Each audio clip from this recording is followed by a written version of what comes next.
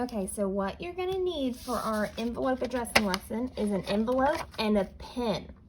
Now, if you want to write it first in pencil and then trace over it in pen, that will work, just in case you make a mistake. When we do an envelope, when we address an envelope, your address goes up here, okay? So, if I'm going to do my address, I'm going to put my name, your first and last name, and you want to make sure it's nice and neat, or else the postman or postwoman won't be able to read it. 1200 Cornelia Road. Okay, remember this is your address. I'm writing my address, so you're going to write your address. So if you need to pause the video and ask your parents, hey, what's our address? And have them write it down for you, then do that now. And we live in Anderson.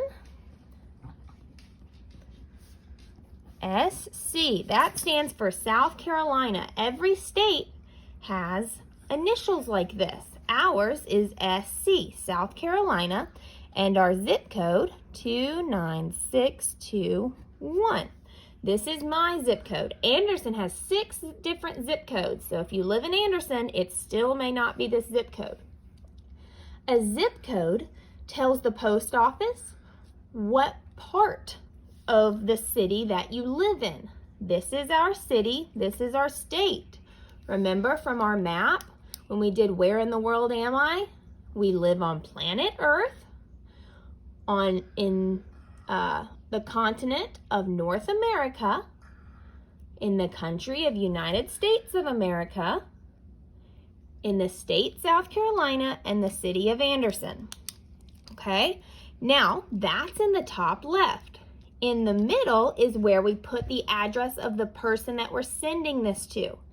This is for nurses, and I have a friend that's a nurse, and so we're going to send all these letters to her, and she's going to post them in their nurse break room. That way, when a nurse is really tired from caring for all those sick patients, they can see your letter and get so excited and ready to go out and take care of more sick patients. So this address will be the exact same. So are you ready to write this down? Okay, this address is 1017. Remember to write it neatly. Windmill Trail. W-I-N-D. Windmill. M-I-L-L.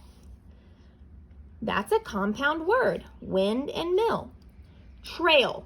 There's an abbreviation for trail, so we don't have to write the whole thing. And that's T-R, or you can do T-R-L. Windmill Trail. And she lives in Anderson. A-N-D-E-R-S-O-N.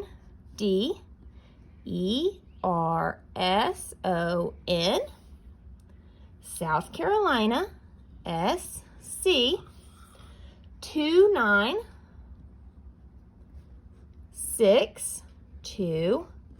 See, that's a different zip code, even though she lives in Anderson too. Now, when it's time to go mail our letter, we will ask our parents for a stamp, and our stamp will go right up here in the top right.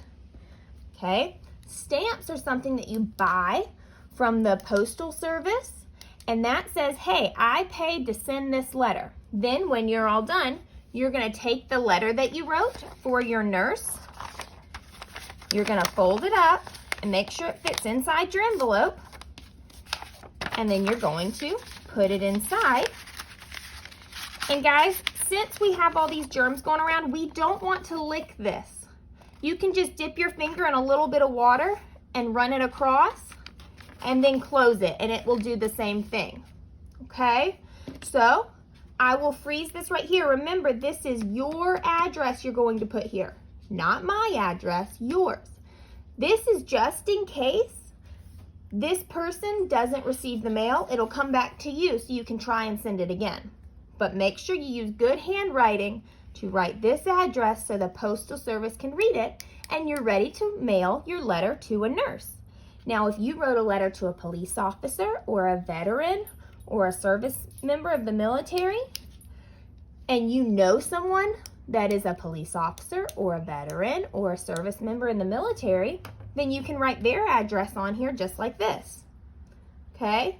If you do not, just reach out to me and I can find an address for you to send your letter. Okay, guys, so copy this down. Make sure you do it neatly.